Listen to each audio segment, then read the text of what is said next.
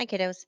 Today we're going to keep going with our usub. Nothing exceptionally new today. We're just going to practice it when they look a little different. And we're going to add bounds to all of our integrals today.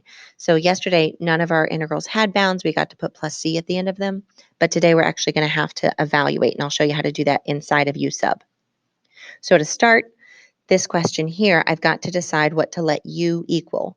And if you remember, I need to let u be something in my integral whose derivative is also in my integral. I'm going to choose to allow u to be this chunk. I'm going to include the constant, the minus 2, because it goes away. The first thing I do is take a derivative, and I get 2x.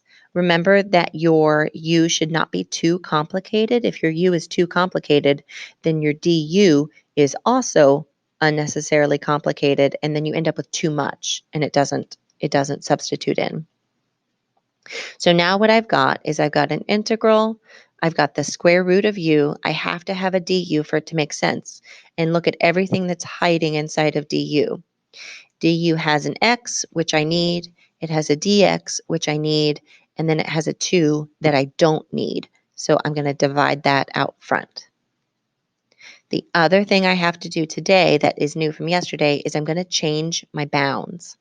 So these bounds right now, this 2 and 9, are x values because that's my variable in the question that was given. I need to turn them into u values. So I'm going to say if x equals 2, then u is 2 squared minus 2. I'm just pulling that from the u that we picked. 4 minus 2 is, okay, also 2, not exciting. If x is 9, then u is going to be 9 squared minus 2, which is 79. So they got worse. They got ugly. It doesn't matter. It doesn't matter. None of it matters. Nothing matters. So this is u to the half. I can take its integral. There's a half out front waiting. I'm going to add 1. I'm going to multiply by the reciprocal, so times the 2/3. And my 2's cancel away. I get 1/3 u to the 3/2. And then I'm going to plug in my bounds from 2 to 79. I know it looks terrible, but we're not going to evaluate. Don't worry about it. I've got 1/3 and then top minus bottom. And I'm going to leave it right there. I'm going to circle smiles and move on. So that's the new part of today is when we're plugging in, when we're changing our bounds to also be u values. So let's do one more like that. So what if I integrate from -6 to 0, x times the cosine of 1/3 x squared minus 5? Yeah, I'm trying to make them look scary, but they're just not, guys. They're just not. I need something in here whose derivative is also in here. Don't use the cosine. Children, if you use cosine of something and then go take its derivative, the derivative of cosine is negative sine of that something and then more. I don't have a negative sign in my integral. So that's an example of using too much inside of u. So don't do it. I'm just going to use the 1/3 x squared. I'm going to include the minus 5 because it goes away when I take the derivative and that makes life simpler. So then du is 2/3 of x times dx. So again, look at what du is hiding. Du is hiding the x, it's hiding the dx. Uh-oh, I have this 2/3 that I don't want. So when I go sub in u's, I'm going to multiply by 3/2 to cancel it out, to undo it. So then this is times the integral. I still have a cosine of u du. Okay, then let's take a look at our bounds. So our bottom bound was -6 for x. If I plug in here, I'm going to get 1/3 of 36 minus 5. 1/3 of 36 is 12. Minus 5 is now 7 for our lower bound. And then for 0, it's going to be 1/3 of 0 minus 5 is -5. If you are upset that your integral is moving backwards, feel free to flip this whole thing. Remember, you can flip your bounds as long as you throw a negative on the front. I think I'm going to stick with it as it is and just be careful not to drop a negative when I'm done.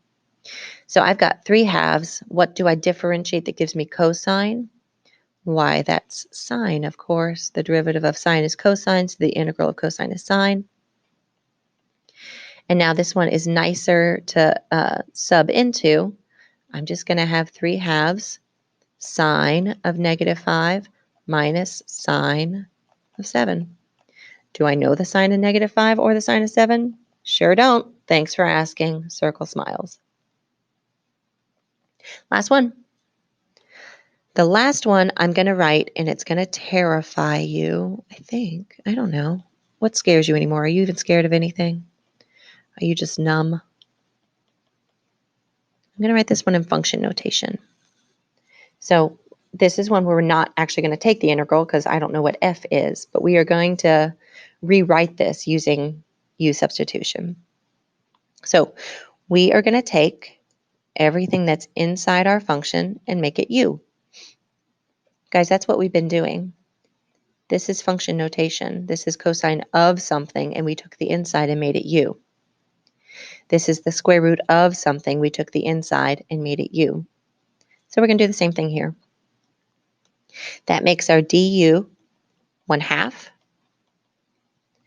which means that when I come to rewrite this thing in terms of u's instead of x's, I have to double it to cancel out the half. So now our function is f of u du, and then I'll go adjust my bounds, just like we practiced. So if x is -2, this is going to be half of -2 minus 1 is -1 minus 1 is -2. That wasn't exciting either. If x is 14, half of 14 is 7 minus 1 is 6. So -2 to 6. And that is our brand new integral. These things are equivalent. And you've got some deltas waiting on you just to do this.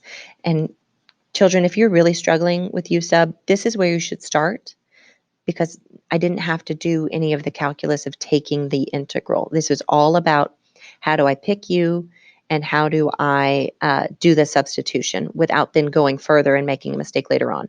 So if you're struggling, go here. I promise it'll be worth your time. All right, let me know if you need anything.